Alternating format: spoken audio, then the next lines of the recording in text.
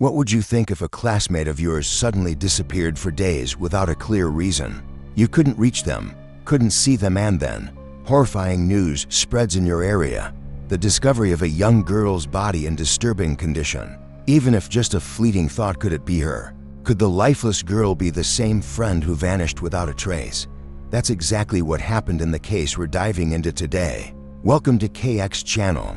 West River is a major branch of the Pearl River system, flowing through the Guangxi and Guangdong provinces in China. It plays a vital role in supplying water and supporting transportation in the region. One of the towns the West River passes through is Wuzhou in Guangxi. Along the riverbanks of Wuzhou, the scenery is lined with mountains and lush forests. Thanks to the cool, pleasant climate, locals often come here to go fishing, take walks, or host traditional festivals.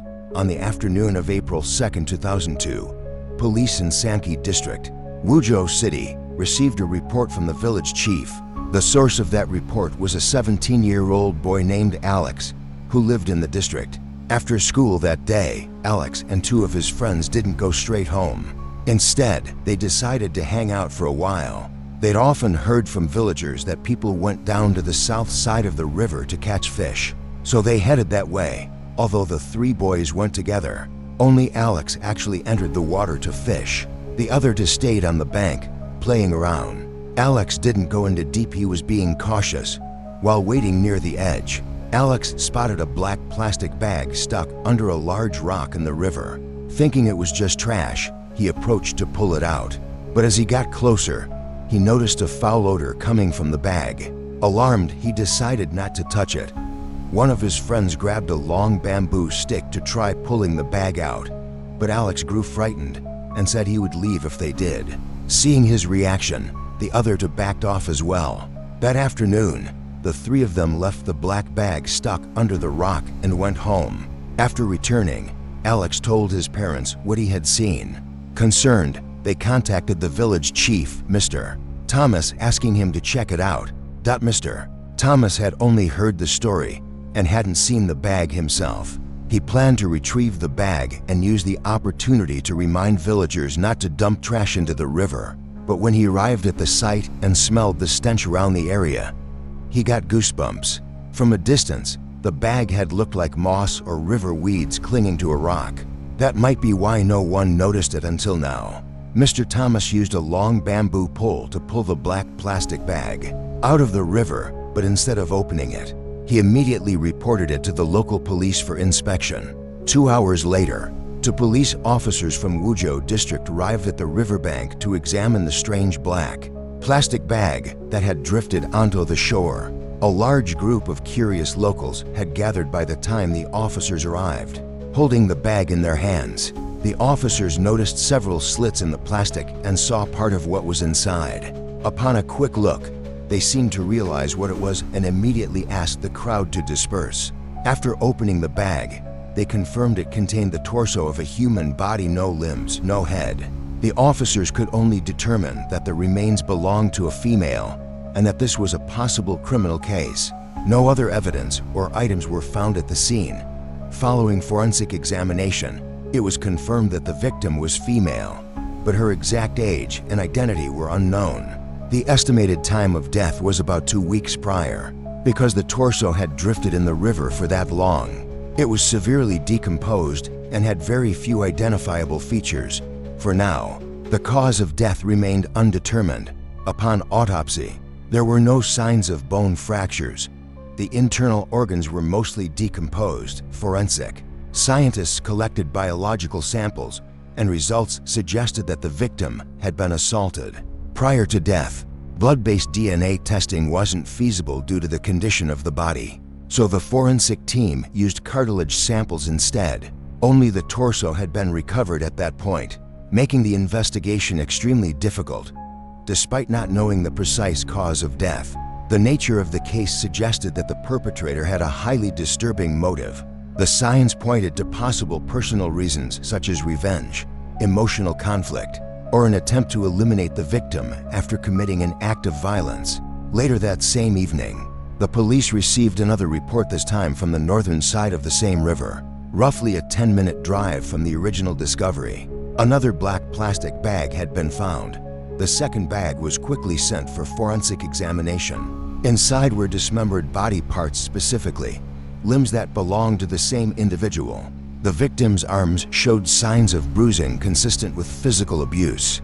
The bruises, about 2 to 3 centimeters in width, might have been caused by an object like a stick, ruler, or belt.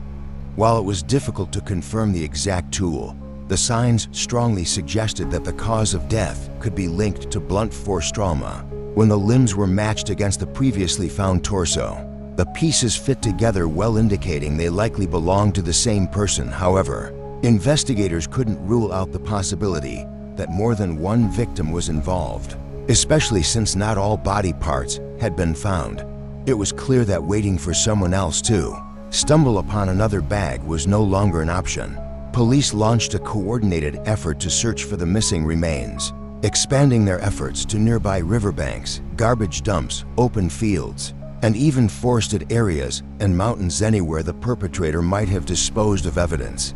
The act of dismembering a body and scattering its parts in various locations is a method often used by twisted criminals. Such individuals might believe that disposing of remains in separate areas would make it more difficult for authorities to track them down. Some local residents began to realize that the recently discovered black plastic bags were likely signs of a serious crime, especially the elderly in the county. Despite their concern, many were willing to help the police in the search efforts. Shortly afterward, the village chief, Mr.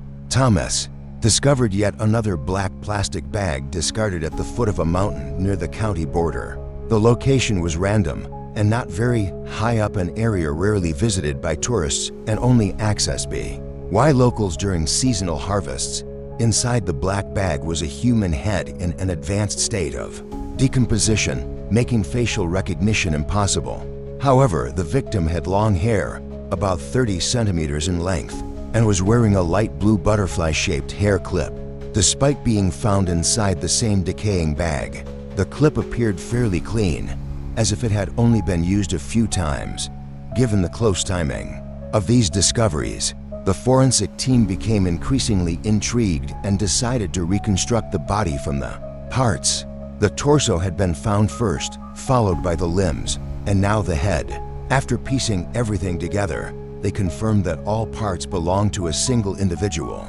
A detailed autopsy was performed on the head. The skull showed no fractures or signs of impact, nor any internal damage. However, the bone at the front of the neck was found to be broken, indicating that a strong force had been applied to the neck. This helped investigators conclude that the cause of death was likely strangulation, which led to asphyxiation. The separation between the head and torso was determined to have been done with a serrated instrument consistent with the cuts seen earlier on the joints of the limbs. Final DNA analysis confirmed that all the recovered body parts belonged to the same person, effectively ruling out the theory that there were multiple victims. The forensic report now painted a clearer picture. The victim was a 17-year-old female, approximately 160 centimeters tall. Time of death was estimated to be around 2 weeks prior. It was confirmed that she had eaten a meal just a few hours before her death. The victim had also shown signs of physical assault before passing. Her identity remained unknown, but based on her age and physical condition, it was believed that she was a high school student until her identity could be confirmed. Many key questions remained unanswered, such as whether she was still attending school or had dropped out. If investigators could confirm more details about the victim, they would be able to narrow down the timeline of her death, her relationships, and her daily routines. This could significantly help identify potential suspects. However, in a rural district like this one, a young girl walking alone could easily become a target for a dangerous stranger. On the other hand, the person who harmed her might not have been a stranger at all. It could have been someone very close to her, even a family acquaintance.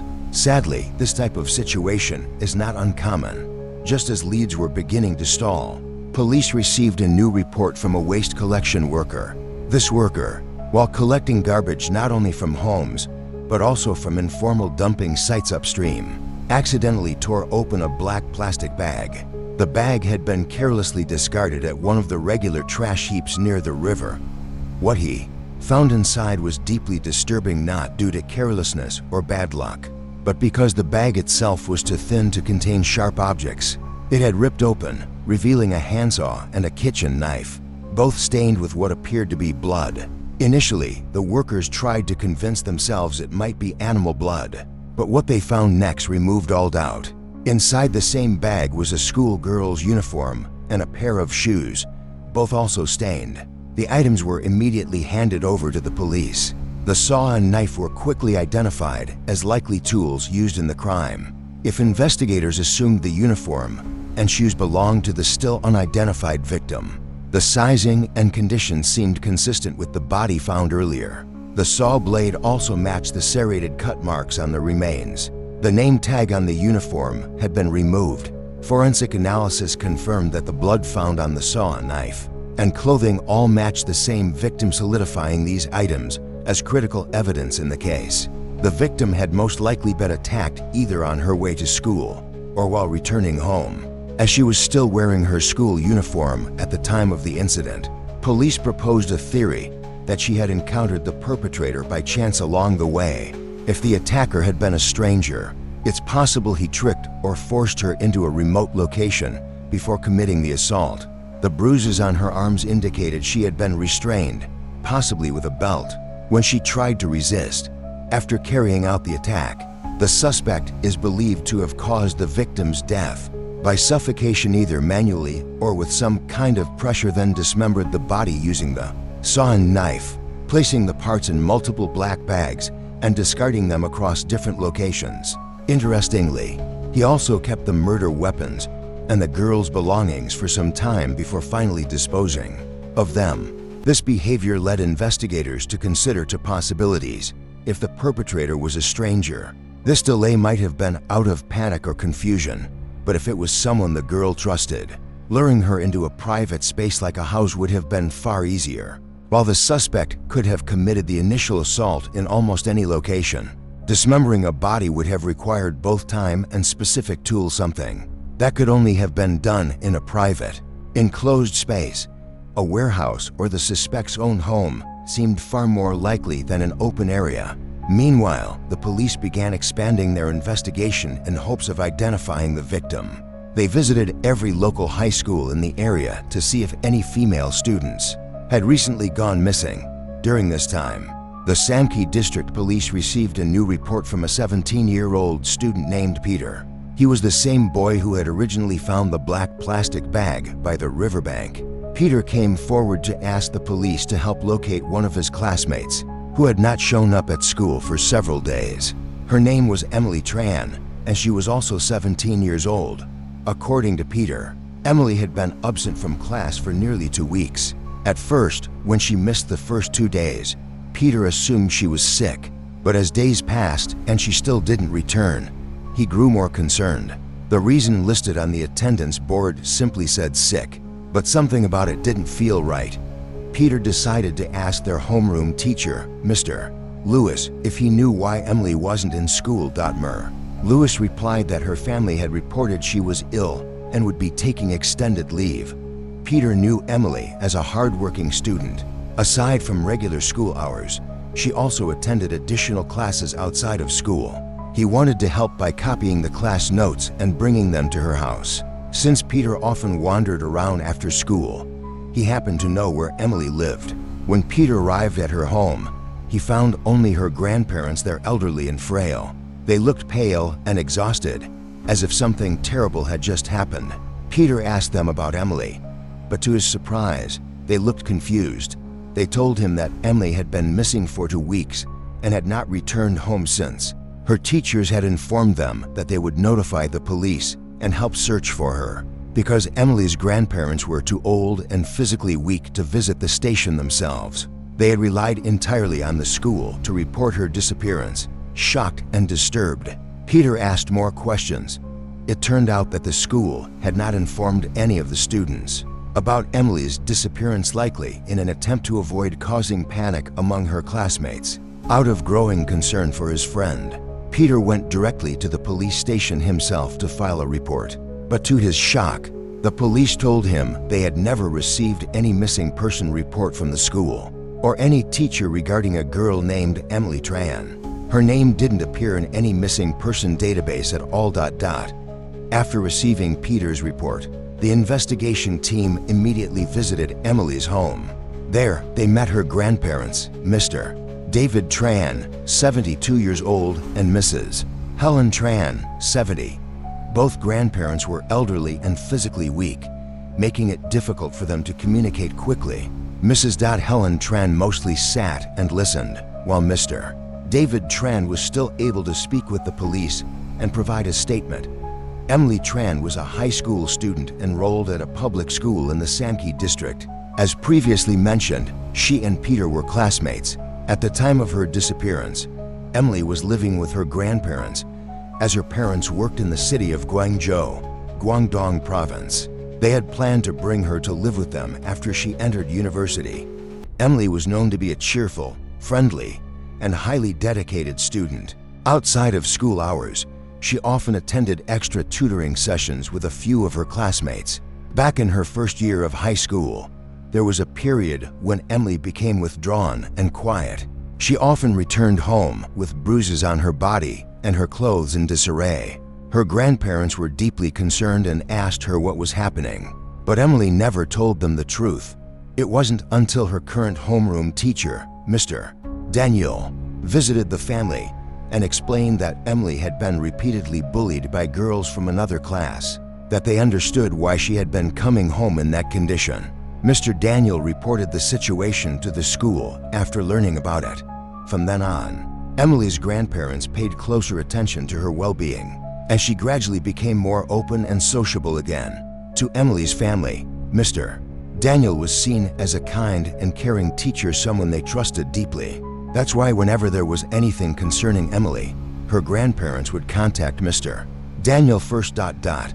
On March 18, 2002, Emily went to school as usual in the morning, but she never returned home that evening. Her grandparents became worried. Even when she had extra classes before, she had never stayed out this late. Mr. David Tran called Mr.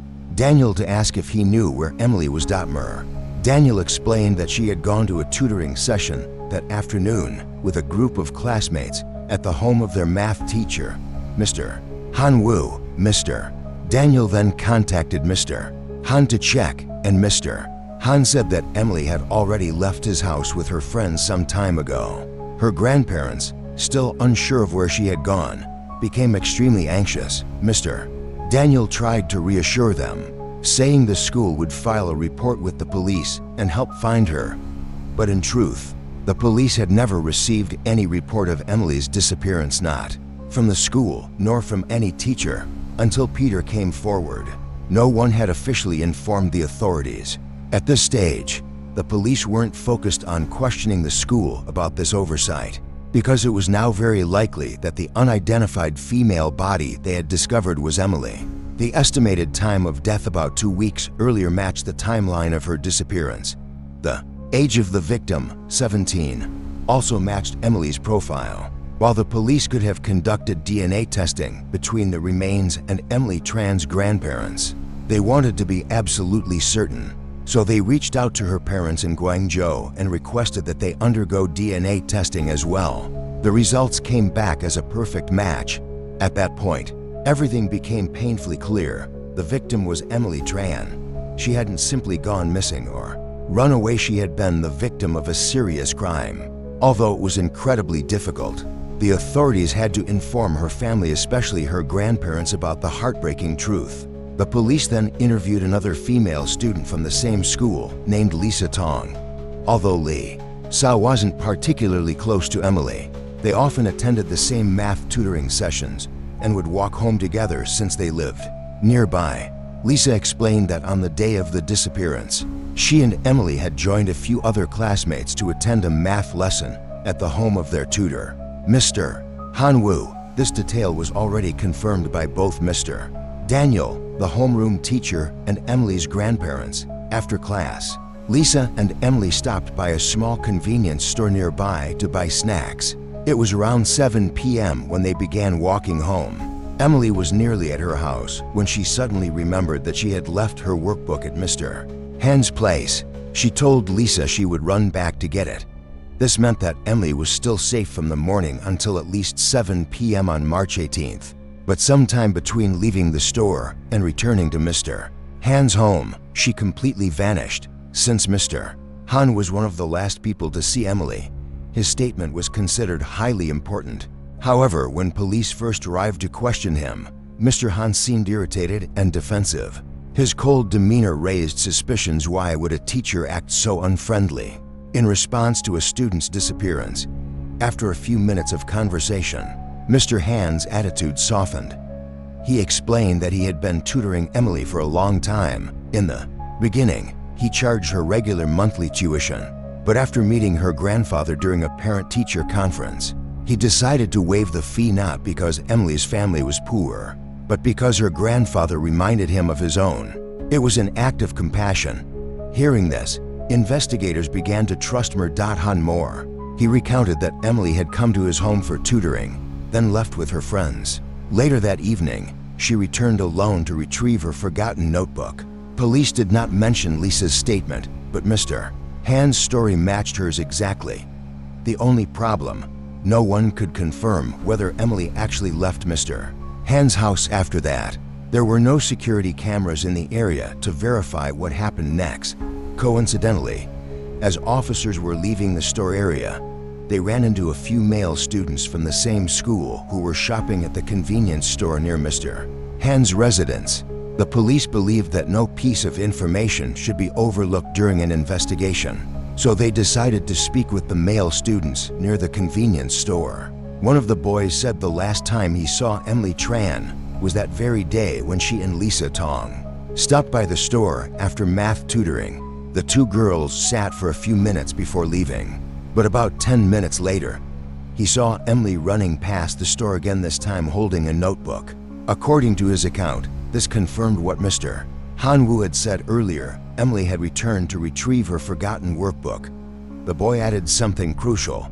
As Emily passed the store, a strange man approached her and spoke a few words. Then the two of them walked away together, heading in the opposite direction from her usual route home.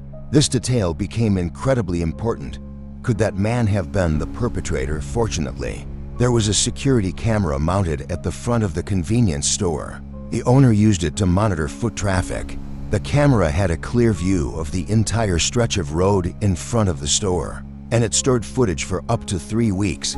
Using the recording from that day, the police reviewed the footage carefully. Sure enough, Emily was seen holding her notebook and standing still to talk with an unfamiliar man. From the footage, they could clearly make out the man's general appearance. He was about 1.8 meters tall, wearing a blue work uniform, and appeared to be in his late 30s to early 40s. After a brief exchange, he and Emily walked off together in the opposite direction of her home. This video made the man a person of serious interest. Several people, students from Emily's school, and the shop owner watched the footage as well, but no one could recognize him. Since it was already evening, the lighting made it harder to identify him clearly. Based on the footage, the police created a composite sketch of the man and showed it to locals for questioning. However, due to time pressure, they quickly decided to post his photo at several public spots around the district. A few days later, the police received a phone call from a local lumberyard owner. He said the man they were looking for worked for him. The police immediately went to the lumberyard and brought the suspect in for questioning. The man's name was Bao Feng, 38 years old. He was from another city and had only recently moved to Samkhe just a few months prior. Since his arrival, he had been working at the lumberyard. When the police showed him the surveillance footage and asked him to explain what he and Emily had talked about, Bao claimed that he had just moved to the area and wasn't familiar with the neighborhood. He said he merely asked Emily if she knew of a good place nearby to get a late-night meal. Emily looked confused when Bao Feng first approached her. He said he didn't know his way around and asked if she could walk him to a nearby restaurant. Emily agreed and accompanied him part of the way. After helping him find the place, she began to head home. However, during questioning, Bao's hesitant manner and frequent pauses to think made the police increasingly suspicious. They didn't let him leave. First, Bao had no alibi. He was the last known person to have seen Emily that night. Second, he worked at a lumber yard and clearly knew how to handle saws and other cutting tools. Under continued interrogation, Bao began to confess more of the truth. He claimed that at first, he really did just want to ask Emily for directions and have her show him the way. But when they reached a remote, quiet area, he suddenly had a disturbing thought. Thinking he could get away with it in such a secluded location, he attempted to act on that impulse. He reached out and grabbed her by the shoulder. Sensing danger, Emily immediately broke free and ran. He chased her across a field, and at one point, she lost her footing and fell into a shallow pond, likely out of panic and exhaustion.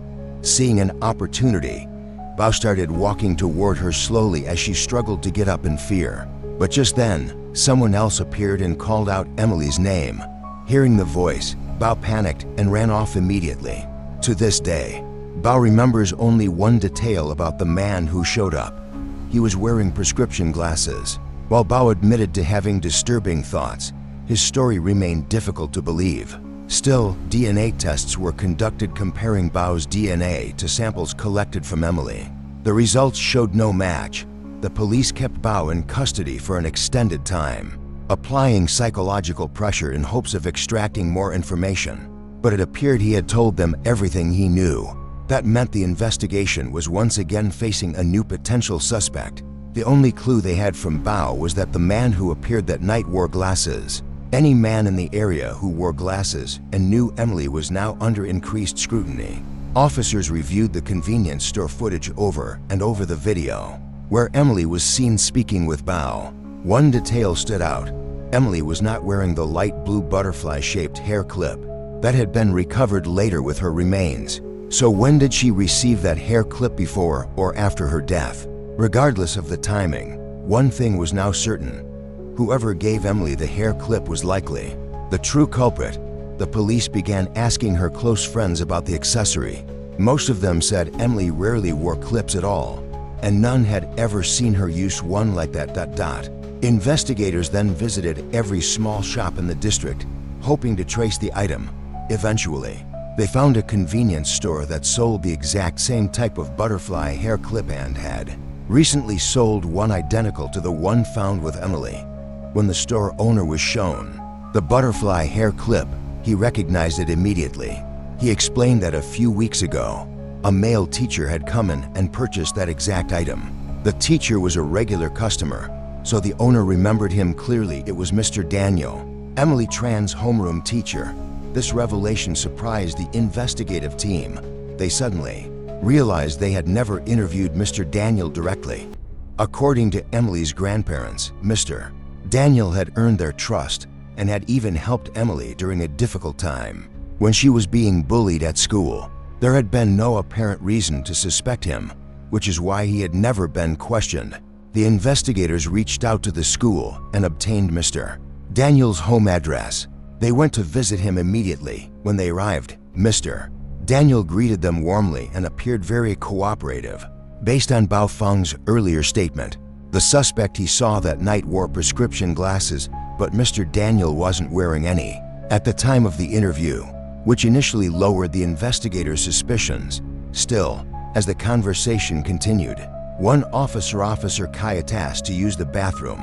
Inside, he noticed a pair of glasses sitting on the sink. That's when Officer Kayat realized Mr. Daniel did wear glasses, just not inside the house. This small detail reignited Kayat's suspicions. He also recalled that Emily's grandparents had contacted Mr. Daniel when Emily didn't return home that night. Daniel told them that the school would file a report with the police, but that report was never submitted. Given that Emily's absence was recorded daily, there was no way a responsible teacher could have simply forgotten. The only explanation was that Mr. Daniel had intentionally avoided filing a report, a decision that raised serious red flags. Now on high alert, Officer Kayat carefully examined the kitchen and bathroom. There, he noticed traces of dried blood on the wall, faint but still visible. He immediately called for backup and asked the team to bring Mr. Daniel in for formal questioning. Despite his initial denials, DNA evidence left no room for doubt. The blood found inside the house matched Emily Tran's DNA, and biological samples found on Emily also matched Mr. Daniel's profile. Knowing he could no longer deny the facts, Mr. Daniel confessed to everything. On March 18th, Mr. Daniel had stayed late at school like several other teachers to finish grading papers. He left around 8 p.m. While on his way home, he saw Emily near a small pond, visibly shaken and falling into the water. Another man appeared to be approaching her. Seeing she was in danger, he called out her name, startling the man and causing him to flee. Emily, recognizing her homeroom teacher, felt relieved and believed he had saved her. Seeing that Emily Tran's school uniform was soaked, Mr. Daniel suggested that she come to his house to dry her clothes before heading home. He assured her he would contact her grandparents and let them know she had stayed back for a private study session. Trusting her homeroom teacher, Emily followed him. Once they arrived, Mr. Daniel offered her a warm meal and handed her a small gift, a butterfly-shaped hair clip he had purchased earlier. When Emily used the clip, something in Mr. Daniel shifted. He suddenly acted unpredictably and aggressively. Emily, startled and frightened, attempted to resist. Unfortunately, she was overpowered. The markings later found on her arms indicated she had been restrained during the incident. Afraid of what he had done and fearing exposure, Mr. Daniel attempted to cover up his actions. He went to great lengths to mislead investigators, including manipulating the crime scene and disposing of evidence in multiple locations to make the case more difficult to solve. What shocked investigators even more was Mr. Daniel's background. It turned out he had been previously involved in several incidents of misconduct with students at the same school. Yet somehow, those matters were quietly brushed aside, allowing him to continue teaching. His disturbing behavior had also led to the breakdown of his previous marriage, but he had always maintained an image of being a kind, thoughtful educator. In reality, it had only been a mask. On 2002, Mr. Daniel stood trial and was found guilty of multiple serious offenses, including the intentional killing of a minor. He was sentenced to the maximum penalty for his crimes. The tragedy of Emily Tran, a 17-year-old girl in the prime of her life, left everyone heartbroken. What made the pain even more unbearable was that the person who had harmed her was someone she deeply respected and trusted. In that final moment, her entire worldview must have collapsed. It serves as a powerful reminder: we should never judge people solely by their appearance or profession. Good and evil can exist in anyone, regardless of their role in society. What are your thoughts on the suspect and today's case? Let us know in the comments below. Thank you for watching this video, and don't forget to like and subscribe to KX channel for more true crime stories from around the world.